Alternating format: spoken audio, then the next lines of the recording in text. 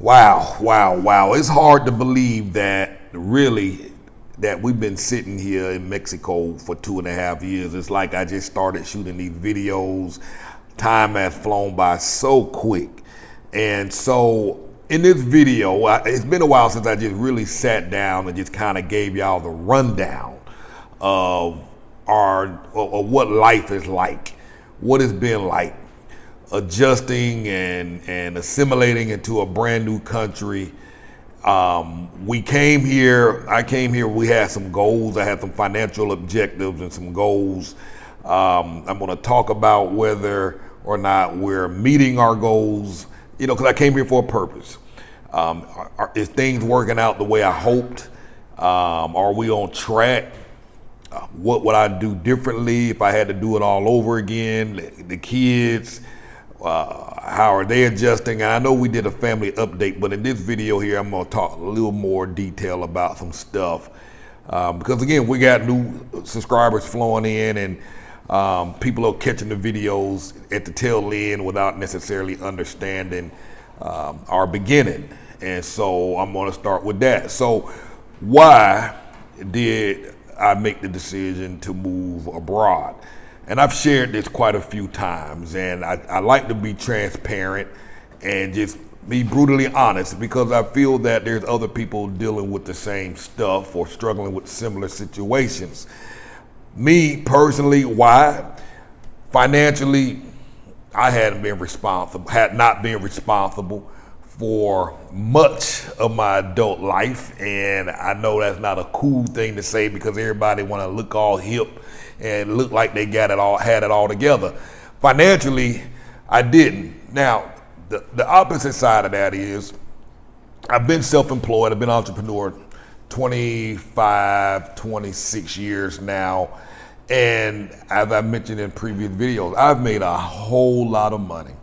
Lived in the biggest houses you can live in, drove the fanciest cars that you can drive. I'm talking S600s, V12, Mercedes-Benz, 7,500 square foot homes, making $50,000 to $60,000 per month income, take home pay. But none of that matters if you don't save your money. Like many folks, I don't know how many, I don't know what the numbers are, but all the money I made, I squandered it all. I spent it on stuff, materialistic stuff, and I ain't gonna lie, I enjoyed every bit of it. You know what I mean? I enjoyed my car, I enjoyed my big old giant house, I enjoyed the folks coming over taking care of my property, I enjoyed traveling, I enjoyed staying in these fancy hotels, I enjoyed just being able to just wake up, because we were homeschooling the kids, just wake up and say, hey, we're going to Pigeon Forge for the week. Hey, we're going here. Hey, we're gonna go down to Gulfport and hang out at the casinos and see your family and just be gone. Loved every minute of it. But of course, like all things, everything come at a price. You can play now, pay later, or pay now and play later. I chose to play now and pay later, and that's what I'm doing now. I'm paying later. So I have no regrets, because honestly, if I didn't do all that plan earlier on, I would not have learned of the opportunities that were available for one who went abroad. Because one of my times, one of our play times was we moved to Colombia, stayed there for about 7 months. And it was during that trip that I realized that, wow, there are other places in the world outside of the United States. And the United States did a great job painting Colombia to be this extremely dangerous place where people will come kidnap you, chop off your heads, the narcos is going to kidnap you and hold you for ransom. And not to say that that's not true in some parts, because some parts are very dangerous, but that's not all of Colombia. Just like the United States, there's some parts of the United States, some cities that are just dangerous to be in. I know my brother went to Morehouse University in Atlanta, and a prestigious college. Shoot, they run around seeing dead bodies just coming out of his campus room, coming out the door to go to class, folk getting shot, hearing gunshots and murders and all kinds of stuff. So safety, I mean, no place is 100%. So just like you can find some issues in Colombia, you can find plenty of issues in the United States. There's other countries where it's 100% safer than many cities in the States. And, so that was an eye opener for me. And had I not been out there on the playground playing earlier on, I would not have made the connection that I can live abroad and move to another country where my money goes further when I started to plot this new return back abroad. So like I said, I hadn't been responsible with my money. No savings, no investing, no 401k, because as a self-employed person, entrepreneur, I did everything I could to keep as much of all of my money in the present, living on it, spending it, and just doing what I was doing. Now, because of that, I was always home. I was always at home. I was always with the kids, had unprecedented amounts of time that I was able to spend at home because I was always at home working. So there was some positives. So it wasn't all bad.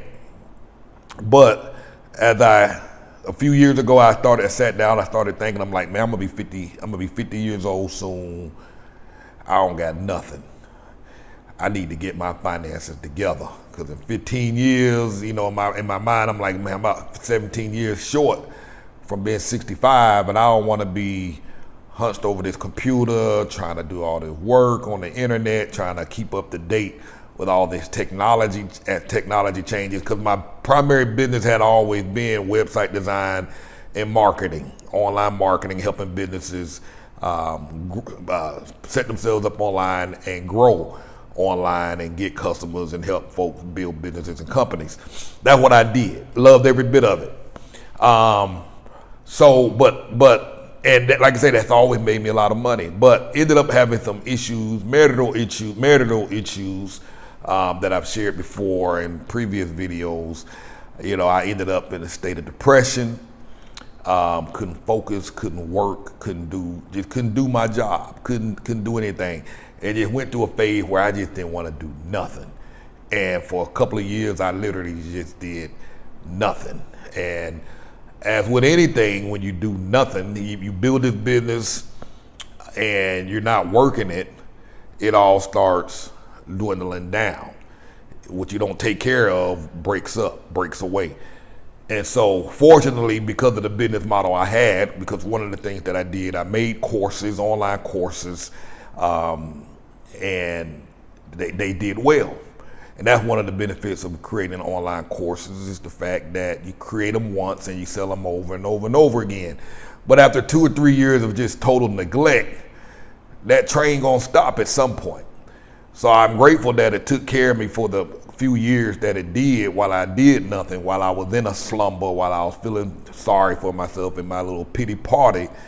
It still allowed us to eat every day. Now, we had to downgrade a lot of things, but it allowed me to eat. And so one day it was like, time to get out of this rut. Your older children need your help, because at this point they calling needing help financially. Help me buy my first car, I'm moving into an apartment, can you help me out? And I just wasn't in the position to assist, so that bothered me, disturbed my soul.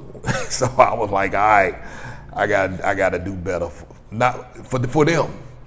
And so I was like, all right, what can I do to get back on track?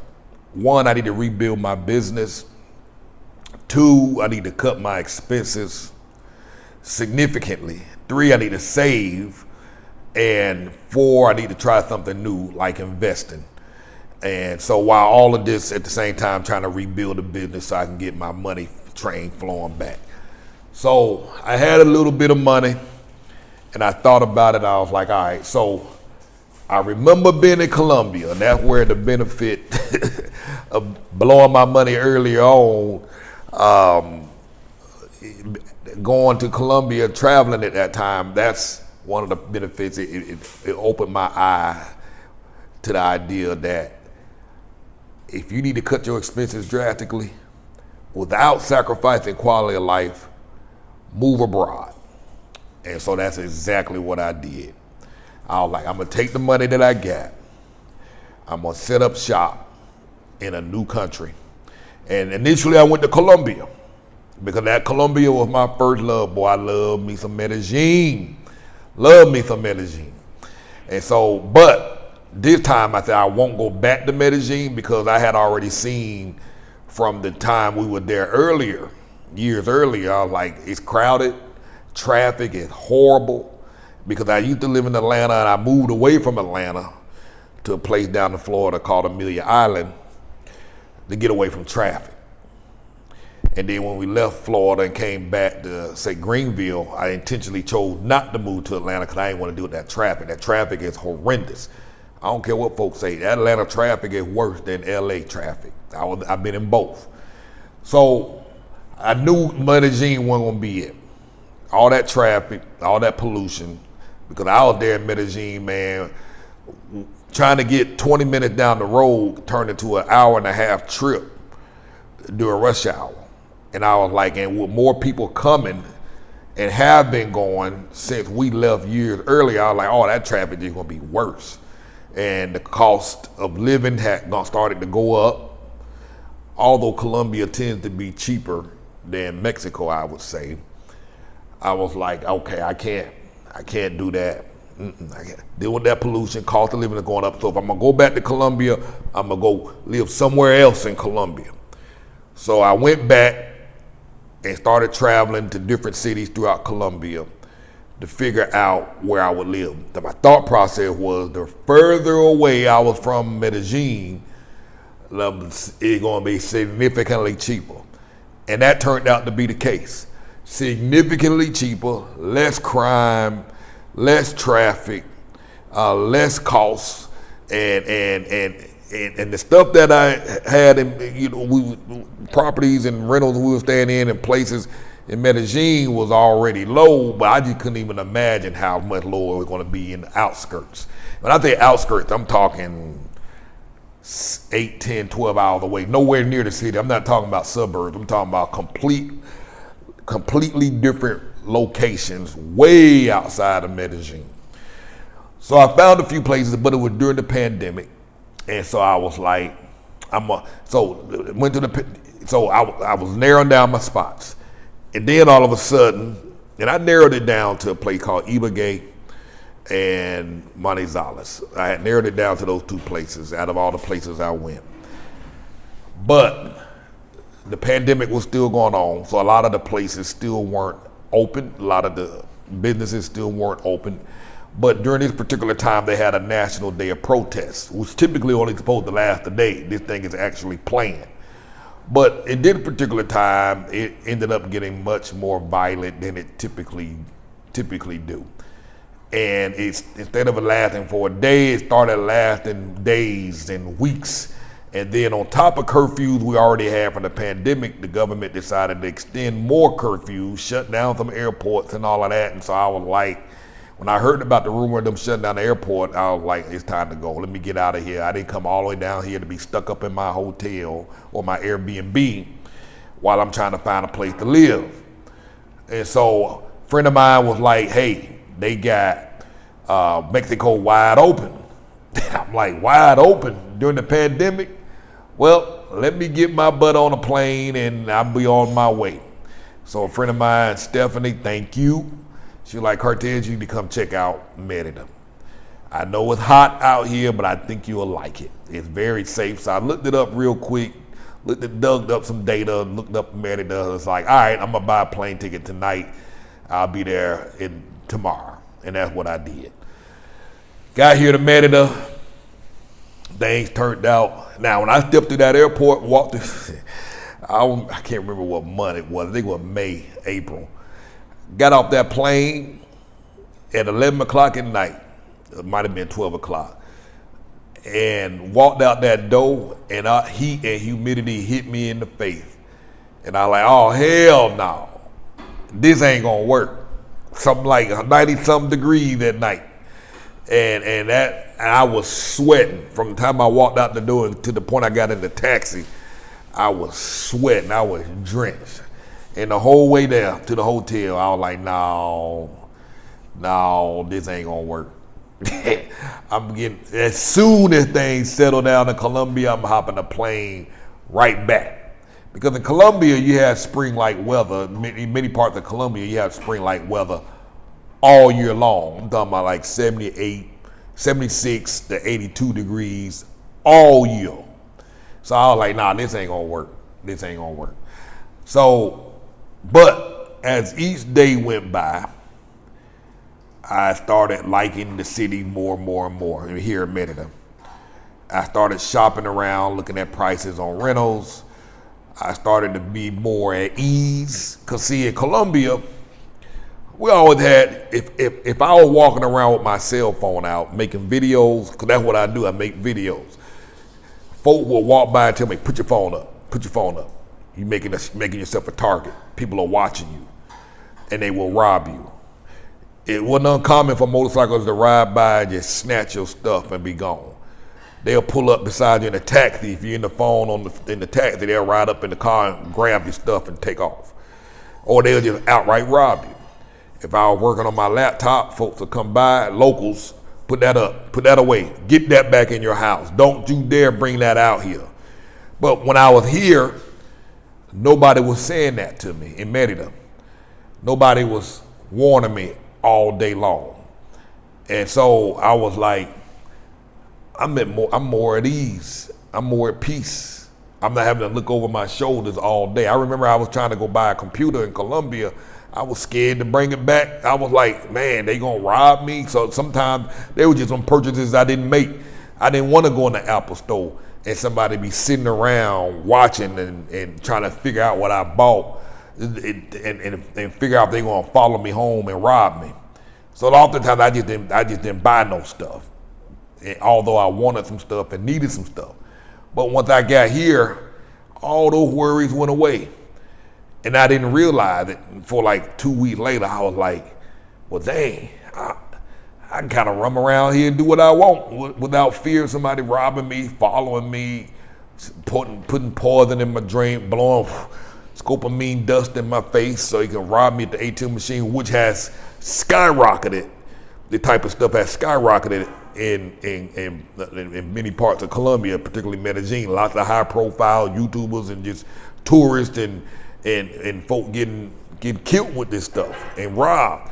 Back in the day, it just used to be primarily men were the targets, men who were hunting down women, and the women to drug them. But now women are becoming a target now. And a lot of folks, I don't know what's changed, but a lot of folks say a lot of this has started to go up since the pandemic. So, and there was a lot of poverty on the streets in Colombia. So, for example, because a lot of folks ask, well, why did you end up choosing Merida over Colombia? So, obviously, the safety factor here is the really big number one reason for me. And considering that I had my daughters that were going to be coming with me, I was going to go back to the States. Once I made a decision where I was going to stay, I was going to come back and snatch them up. So I was like, well, if I had to choose between the two, I'd rather err on the side of caution and play the side. I would choose the place that's more safe since I have these young daughters. So that was one. The other thing about Colombia was there's a lot of poverty. I'd be in a restaurant eating my food because a lot of the restaurants have outside space because, again, the weather is like spring-like weather year-round. So a lot of open space, outside space, outside. That's the vast majority of restaurants. So you'd be sitting down eating, and random folks off the streets would just come and they'll just stand right in front of you at your table. Now, in the beginning, because you're new there, you're a tourist, you're trying to be a nice guy, and you're just trying to say, all right, I don't like to see folks hungry. I'll give them a couple of dollars, or my leftovers I'll get, or I'll offer to buy them some food. But the issue with that is now this thing it's an everyday thing. If you're eating out 2 or 3 times a day, you're gonna be dealing with that 2 or 3 times a day in many cases, depending on where you eat. And so it was like, all right, I know this poverty thing. I like to help out in any way I possibly can. I don't mind giving back, but God, 3 and 4 or 5 times a day doing this, you can't even enjoy your meal. And again, and I know it sounds harsh, and again, I don't mind giving, but this started to become non-stop, 7 days a week, no matter where you went. And so it was like, and now, and like I say, the poverty is bad. It's everywhere. You see it. People sleeping on the street, children sleeping on the street, women sleeping on the street. So it is bad. It's hard to downplay that. Now there are some areas you can go and they do a better job at hiding it.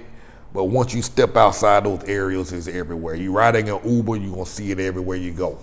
Now, since I've been here in Merida, it's not to say that they don't have situations here, but you don't see it as often and as much, and it's not as aggressive. Sometimes you could just be sitting in the park, like in Medellin, you could just be sitting in the park, and folk will come up to you asking for money, or they'll try and sell you stuff. It's almost like going down to Progreso Beach. You know, you go to Progreso and you're on the beach, and these folks just keep coming up to you trying to sell you stuff.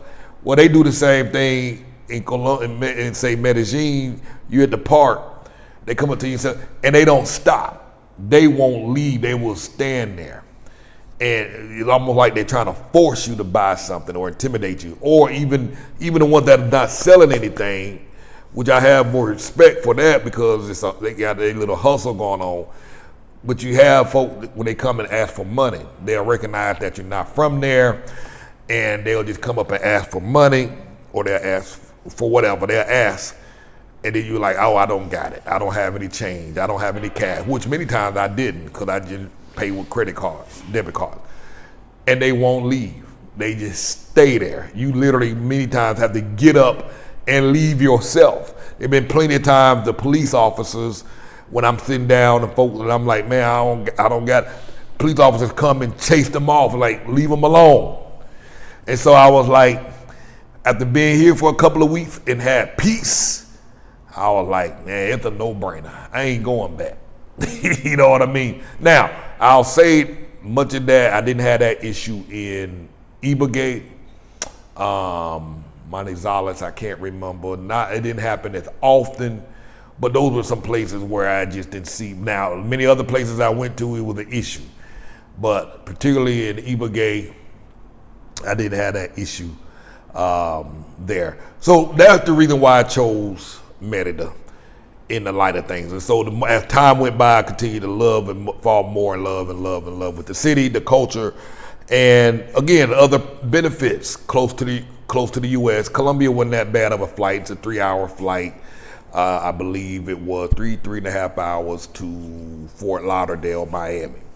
From where I'm at to the southeast part of the states, Florida or Georgia or South Carolina, same thing, about 3.5 hour flight.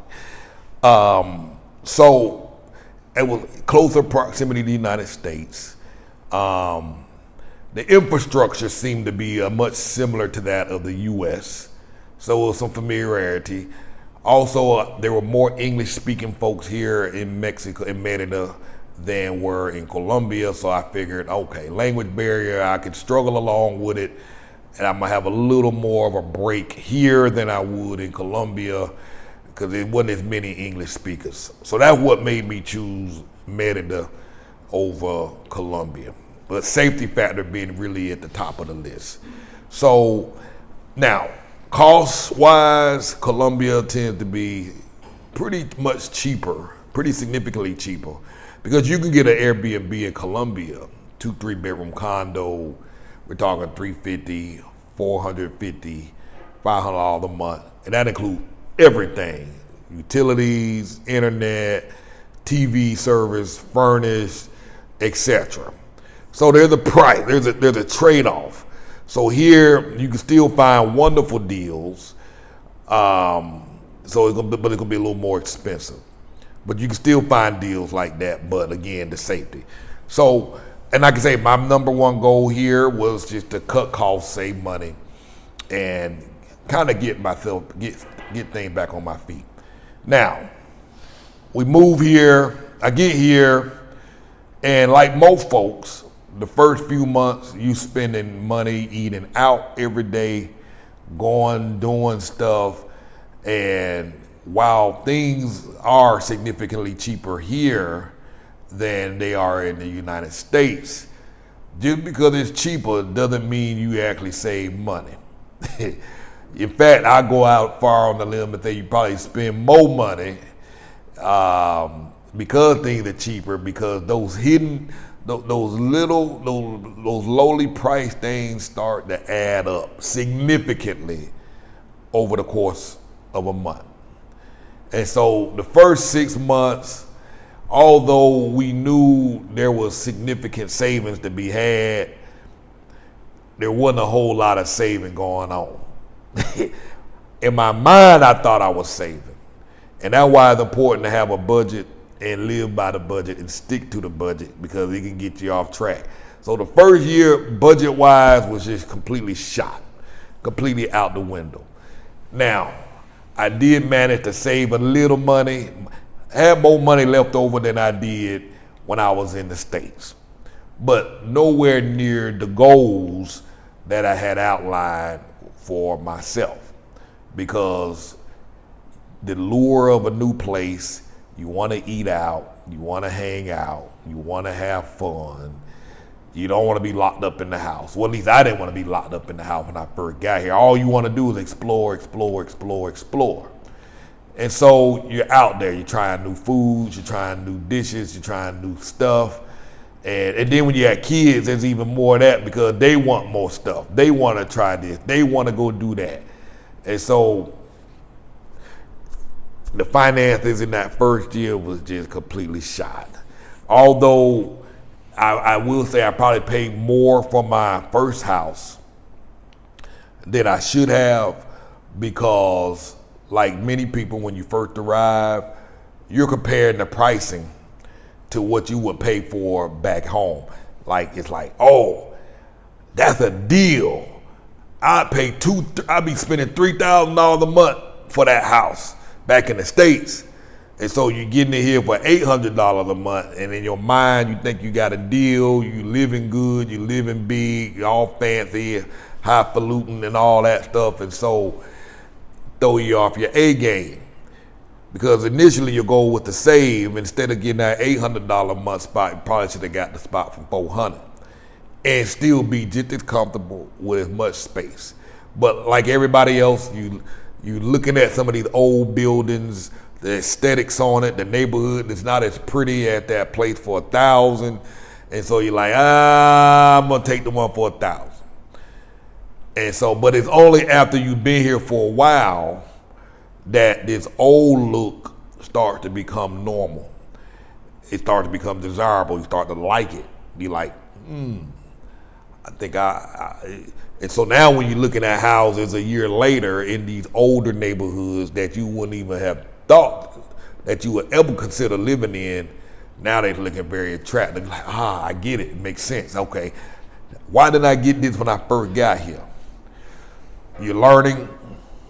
You're trying to, and I think the danger is you're trying to, when you move to a new place, you're looking for something that's familiar. And the newer neighborhoods, the modern neighborhoods, they're familiar. Don't necessarily mean the houses are built better.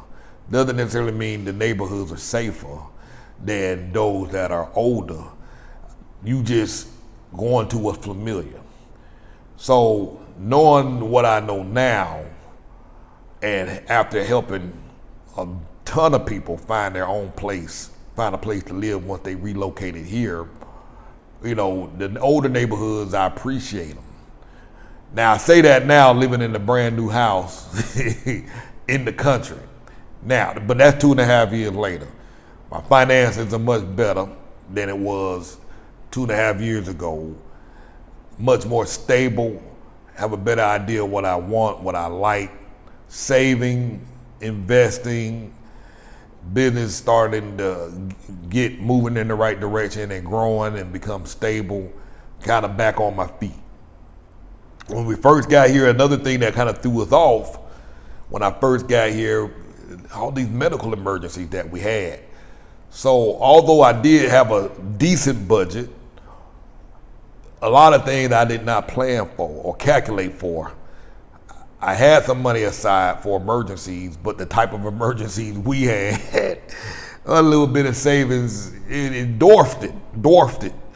You know, so for example, Haley ended up getting diagnosed with schizophrenia. And, you know, a lot of this out the blue. You know what I mean? And the cost on that, back and forth to the hospital, back and forth to the emergency room, because for those who dealt with schizophrenia, you know, you're back in the hospital all the time.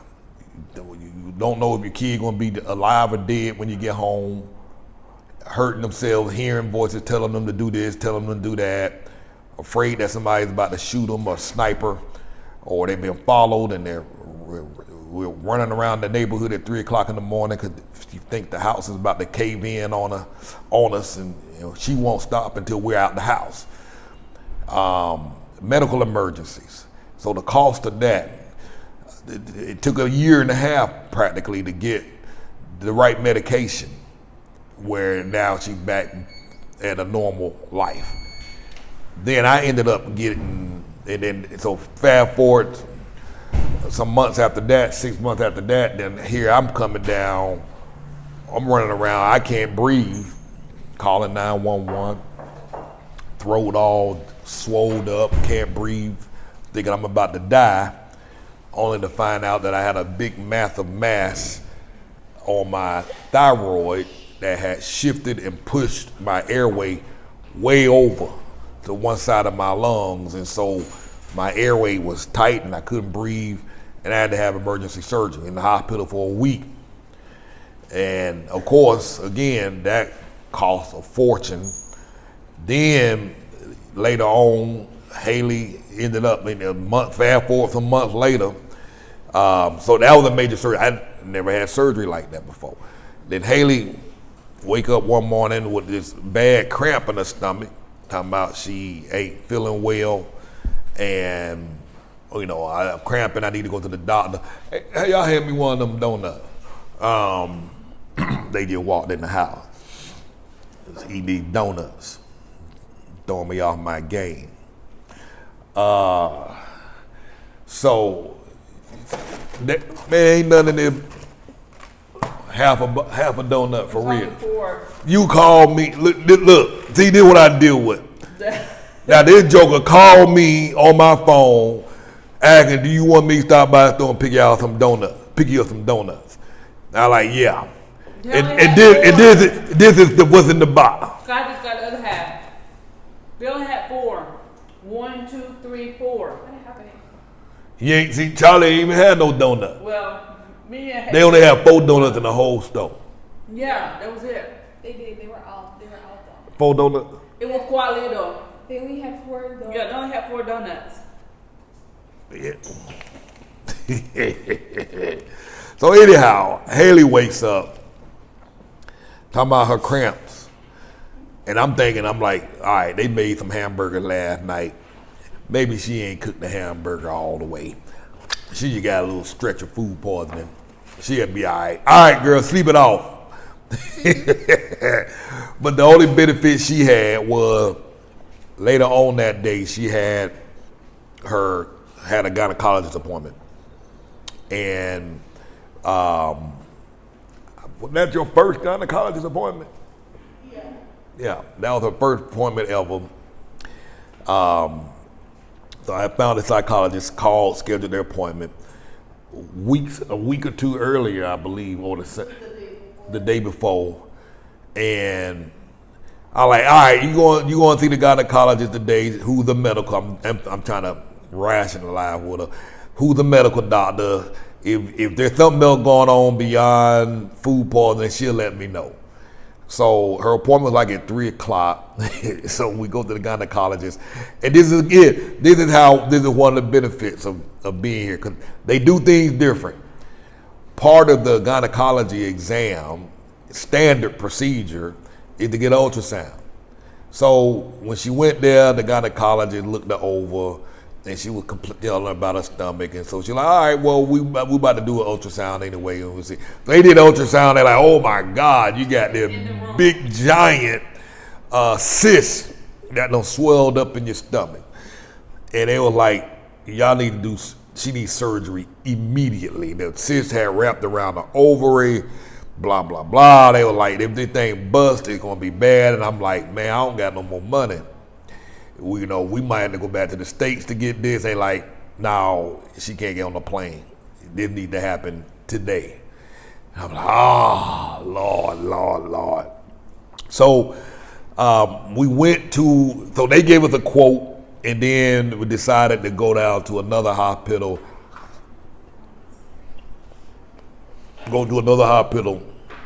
And got another quote. And the emergency room doctor down there was super friendly. He gave us some options. They were like, look, some hospitals, you might be able to get it cheaper. This is what we can do it for you for.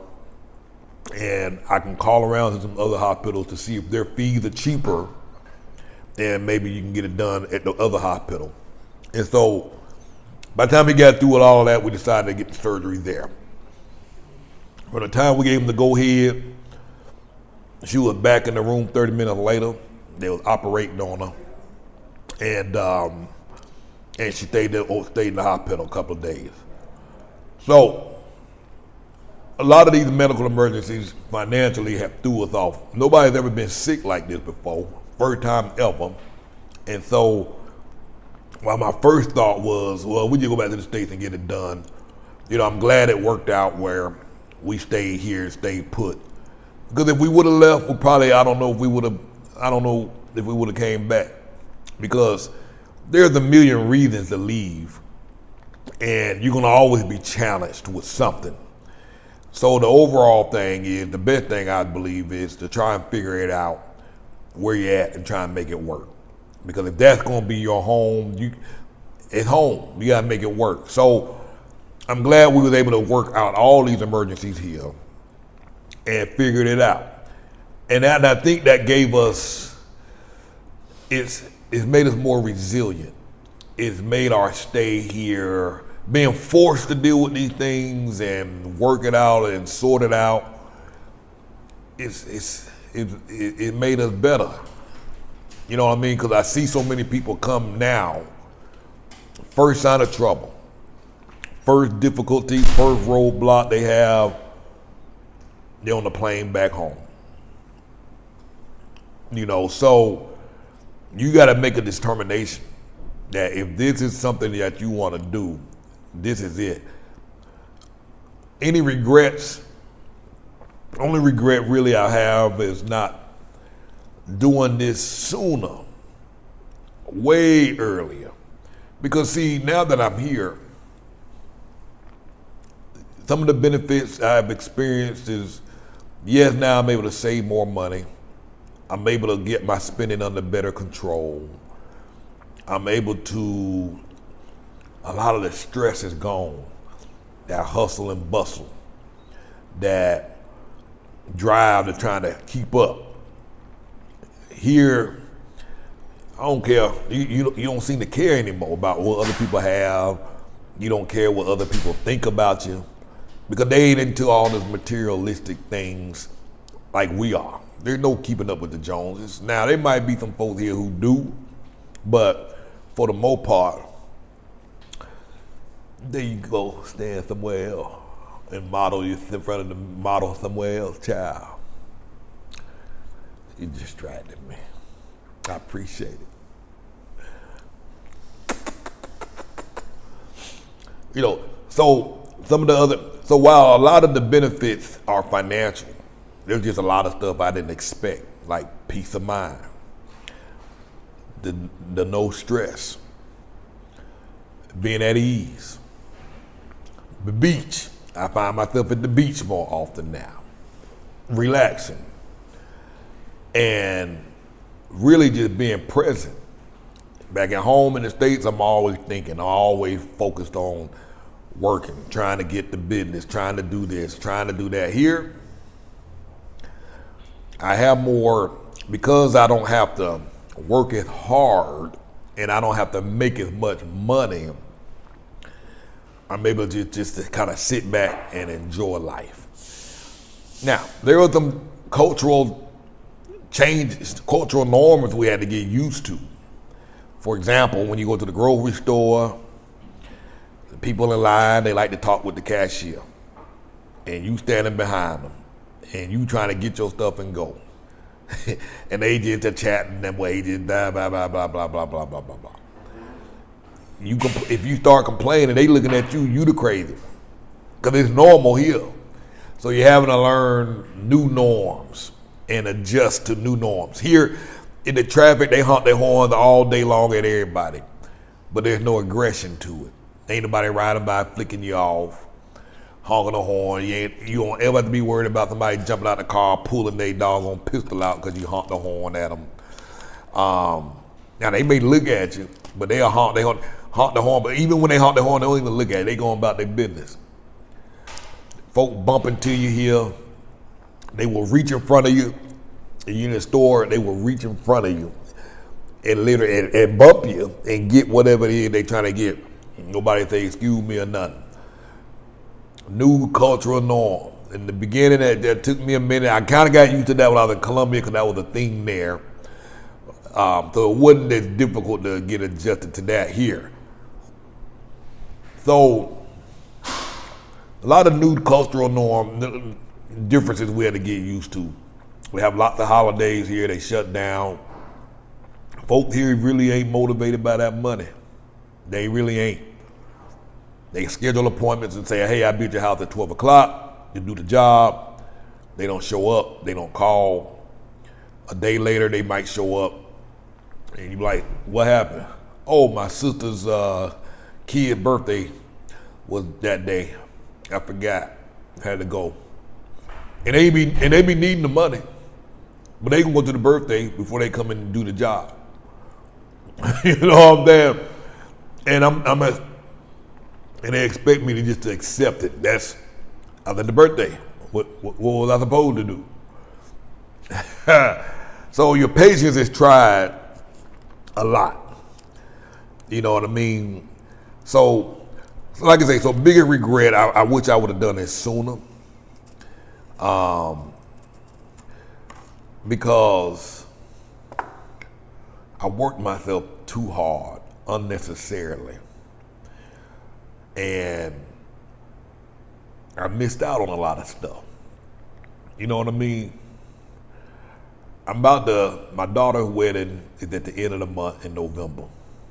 So we're gonna go down there for about a week, 10 days. I'm anxious to be able to see her and see my son, but I ain't excited about going back to the States. I hadn't been back in 2.5 years. This will be my first time. And I'm not excited about going. The kids ain't even excited about going back. You know what I mean? It's like, do we go and stay for 7 or 10 days, or should we stay for a month? Or just get there and get the heck up out of there? Based on many other folks who've left, who have been here for quite a while before they return, they were like, man, get back as soon as you can. Because right now, this is home. I never thought I would be calling Mexico home. It's the best feeling in the world to be here. I feel safe. I don't ever feel worried about any event that I go to, and all the events I've gone to, and I'm out all the time. In 2.5 years, I've never been afraid for my safety, never been a concern, never been no inkling of fear at all. Never seen a fight. Go to the mall, you see Go to the mall and in the food court, like on a Saturday or Sunday, you'll see 15 folks, all from the same family, going to the mall to go to the food court to eat and sit down together at the table. Go to restaurants. It's not unusual to see tables with 30 or 40 chairs with family members all there. Common sight. Family is everything here. So this is a culture where things slow down.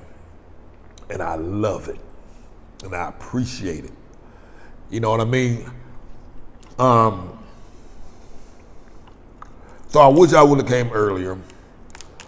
My kids absolutely love it. They're already talking about going to college, which college for them will be practically next to nothing. Cost-wise, practically free. By the time they get to college age, finish high school age, they'll be fluent. They're halfway there now. So they'll be fluent by the time they finish high school. You know, so this is a good donut. They got some kind of shredded cheese with bacon. That's another thing. Taste buds took a while getting used to the food, the way they make the food out here. That took a while. That took a minute. Like a whole year to get used to it, and then about another 6 months to start to like it. I eat so many tacos now. You have a love-hate relationship with tacos. You love them, then you hate it. Then you don't want to see another taco. Then 5 days later, you must have a taco. You know, so now I think everybody's really just starting to find their rhythm. They're starting to find their pace, find their thing. And that's the most important thing. Oh man, I forgot to turn my debit card off. I just saw a charge pop up on my phone.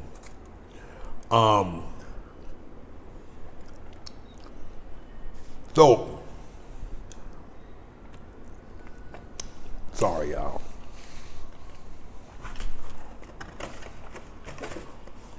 Can you really live a full life in a foreign country? I say absolutely yes.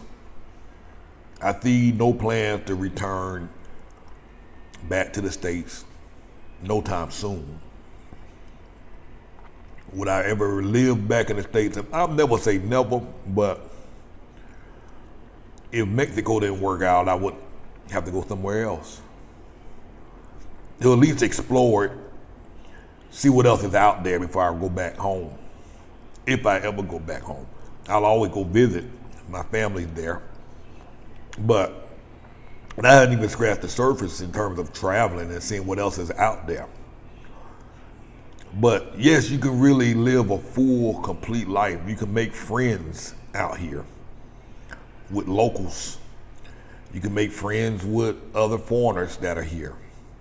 All you need, I was in the States, I only had 1 or 2 friends, good, close friends. That's all you need when you get here. Recommend making friends with locals. You make friends with other foreigners. They tend to leave often. They may seem like they're going to be around, but eventually most of them leave. So, and when they leave, you're going to be missing them. So ideally, start working out, building on relationships with locals. Another thing I wish I would have done, I wish I would have spent more time learning Spanish. After 2.5 years, I understand much more Spanish than I did when I first got here. I don't speak it well, but I can speak enough to communicate what I want. But I understand more than I speak. A lot of people think, well, why didn't you learn it after 2.5 years? Why didn't you learn it? You should know more. Well, like I said, I had children here with me. We have medical emergencies. We're in and out the hospital all day, every day. So I had other priorities that kept me from being able to focus in on and learn Spanish in the manner that I would have liked. Life happens. So didn't have the opportunity to put as much effort into it because of what we had going on. Now I have much more time. Now 2.5 years from now, I'm still no better off. Then I had no excuse, provided things stay smooth sailing. But learning the language will help you and take you a lot further. It will get you a long way, make your experience much more richer and much better. I've said before, moving here to Mexico, it's gonna require some patience, and not just Mexico. No matter where you go, the way things are done is going to be different from your home country. But one of the biggest frustrations that I see people deal with is that language barrier. If you don't have the patience to learn Spanish and you don't want to learn Spanish, if you're living in Colombia or Mexico or any other Latin American country where Spanish is predominantly spoken, I would encourage you to look at other countries where they speak English, because there's a lot of countries that you can go to where they speak English. Vietnam, Thailand, parts of Europe, they speak English. You don't have to force yourself to try to learn something. Because I know a lot of folk come here that are much older and they're like, I'm too old to learn it. So there's other places to go. Don't feel you have to force yourself to learn a language. You know what I mean? Make this easy on yourself. I'm out all the time. So like I say, my Spanish is much better than it was 2.5 years ago. My wife's Spanish is about the same as it was 2.5 years ago. So she still struggles a lot. But the only reason mine is better is because I'm out all the time, talking to real estate agents, real estate professionals and clients and other locals. And so hearing the same thing over and over and over again, or typing up the same thing in the Translate app, you start to remember it and learn it. So, and also when you're out there, don't be hesitant to start talking or trying to make an effort to talk. That's going to help. Be willing to look like a fool and look like a clown while you're out there. The sooner you do that, the comfortable you will be adapting and trying to fit in and get going. You just got to. So am I happy with where the trajectory of things are going now? Absolutely. I think finally, for the first time after 2.5 years, we're finally starting to get on track. I hope to be in about another 18 months, either buying or starting the building process of a house here in Colombia, in Mexico. So finally, we're on the right track. Took 2.5 years to get here. Didn't get here on time, but we here. Be flexible, be willing to be flexible. Because, like I say, it took 2.5 years just to get to a place where I feel we're finally on track and we're finally calm and we're moving in the direction we should be moving in. What the heck was that? We're finally on track and moving in the direction we're supposed to be moving in. And that's half the battle. So be patient. It's going to take time. And I'm gonna be straight up. Things ain't gonna work out 100% as you plan them. There's gonna be some monkey wrenches thrown. There's gonna be plans that get tossed out the window. Things ain't gonna go and work out as you want them to work out. So just know that going in. It's not going to be smooth sailing all the way. But then again, when you look at your life in the States, it ain't smooth sailing there either. So it's not because I'm in Mexico or Colombia or Panama or Portugal or Thailand. Life just has a way of doing this. And you got to recognize that so that you don't flee back home. You know what I mean? You got to recognize it. And you got to recognize, and you have to recognize not to trust those feelings and those emotions that you're feeling, especially during the first 6 months. I have a lady whose pension is real small, and she found a place for a couple of $100s a month, and she's like, Cortez, I'm not used to this type of life. I'm not used to living like this. I used to have better, but right now my finances, I made some bad investments, but this is what I have to do. So we worked in her budget to help her find a place. And for the budget that she had, like I said, a couple of $100s a month on the rent, she was able to get a place that covered the rent, included internet, included water. I think the electric bill was like $25 a month on average is what she was going to be expected to pay. And location-wise, it was absolutely perfect. Surrounded by supermarkets, two malls, Costco, Sam's Club, all the restaurants all up and down that strip. Perfect location. So she begrudgingly went in and signed a contract because these, like I say, some of us in the place where we just got to do what we got to do, whether we like it or not. And that was a situation for her. So she called me back about 6 weeks later. She said, you know what? You told me that it was going to get better and that there's more pros than cons. And she said, and you're right. God bless you. I made the right decision. This place that I'm in is awesome. Like I say, some of it you just have to decorate it up a little bit, put your nice little fancy sofa in there, get your nice little TV, and make it comfortable. And she's like, I'm saving more money than I ever saved. And it's almost impossible to be able to save money on the pension that I got. But I'm saving it here. So as she started to settle in, she started to see the benefits. It takes time. And 6 weeks is still early, but I imagine it, 6 months from now, she's gonna be like, oh my God.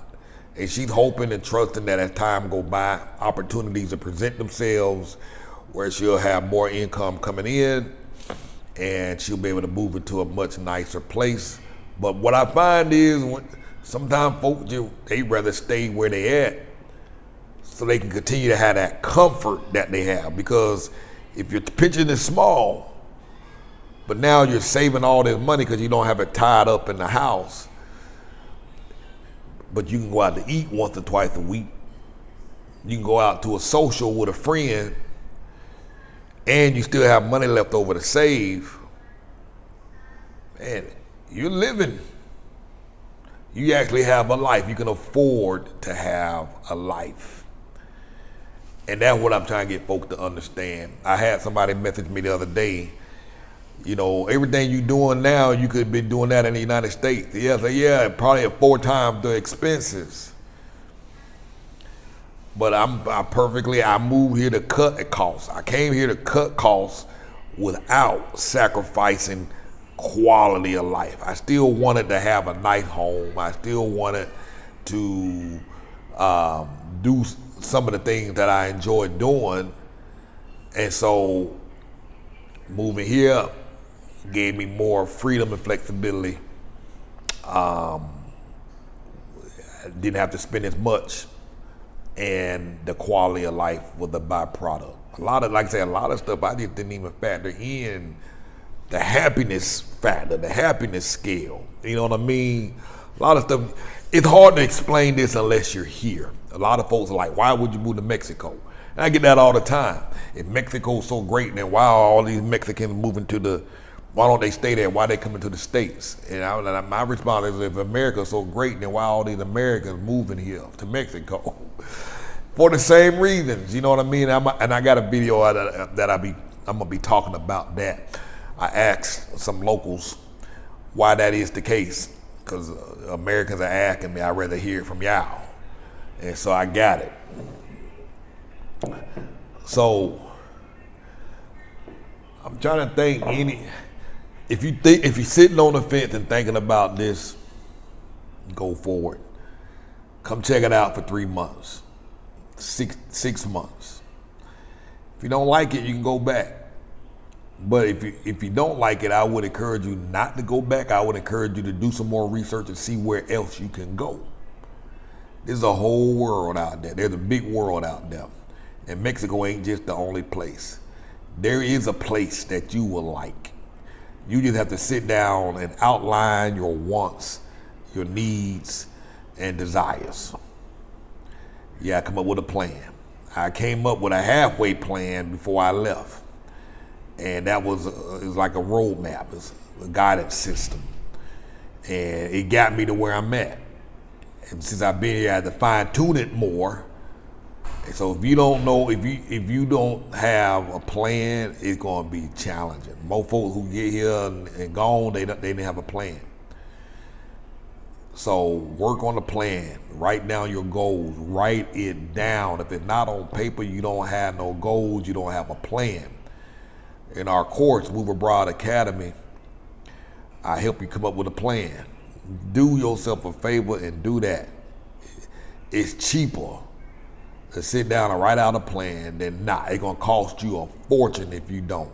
I see so many people come here, they sell all their stuff at home in the States. They come here thinking that this is gonna be home. 3 months later, they back in the States, starting all over again because they done sold all their stuff. Put the odds in your favor by coming up with a plan. I got a link below, moveabroadandthrive.com/academy. If you like to talk, book a consultation. If you don't want to talk and get on the consultation, at least join our VIP members area where you can post questions, you can ask Cartes questions, get feedback from other members. Members are sharing their results and how things went for them at the different embassy consulates where they were trying to get their visas, residency visas, and all that. People are sharing information. Jump in that. moveabroadandthrive.com/VIP. Become a member. I hope this talk has been helpful and fruitful. I know I'll be rambling and carrying on, but hopefully there was some nuggets in this comment, in this video. So hit the like button, share. It takes a special type of wacko to move from their home country and move somewhere else. And I say wacko in a good way. We're misfits. We never fitted in anyway. You know what I mean? Generally, when you get to these other places, you're dealing with other misfits who never fitted in. So the opportunity to make good friends with others, like-minded folks, there's a good opportunity for you to do that. And I got my little tribe, I got my little circle that I roll with. And you can find yours too. You're not too old, it ain't too late. So come on out here and make it work. moveabroadandthrive.com.